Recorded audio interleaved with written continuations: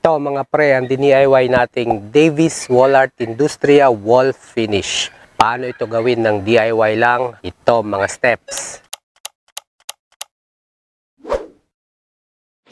Pagkatapos ma-prep natin ang ating old wall, pwede na tayong mag-umpisa agad sa paglalagay ng wall art industria. Old painted wall ito mga pre. Kinaskas ko ang mga loose paint, pinahidan ko ng Mondo Liquid Seal ang mga cracks, tapos inaplayan ko ng diluted Mondo Liquid Seal ang buong wall para ito ma-seal ang old wall natin. Pagkatuyo, inaplayan ko naman ng Davis Pondo Concrete Primer. Yan mga pre, ang preparation ng old wall natin. Wall art industria na ang sunod. Scraper o paleta lang ang gamit ko mga pre. Mas nadadalian kasi ako dito kaysa sa trowel. Pero nasa inyo yan kung saan kayo mas komportable. Mahalaga na stainless itong hand tool na gagamitin natin para walang kalawang. Nagmamantsa kasi ang kalawang sa pagpahid natin ng wall art industria. Lalo if luma na ang paleta o trowel. Ang unang application, tinatakpan lang natin lahat ng may primer. Kahit anong strokes lang ito. Kaya mas mabuti itong gawin kung makinis na ang starting wall natin para madali lang ding pakinisin ang pagpahid ng wall art industria. Shinortcut ko mga pre kaya kinabukasan lang niliha ko na saglit ng grit 240 mga obvious na rough. Then linis, then pahid na agad uli ng wall art industria. This time, mas malabnaw na ang timpla natin. Dito lalabas yung mga parang may mga darker smudges na yan na nagbibigay ng karakter sa wall art industria. Kinabukasan ulit mga pre, niliha ko na agad ng grit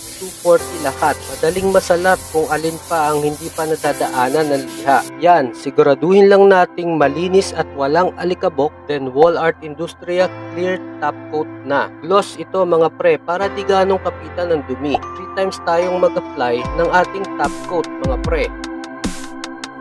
Yun, tapos na mga pre, meron na tayong Davis Wall Art Industria Wall Finish na DIY.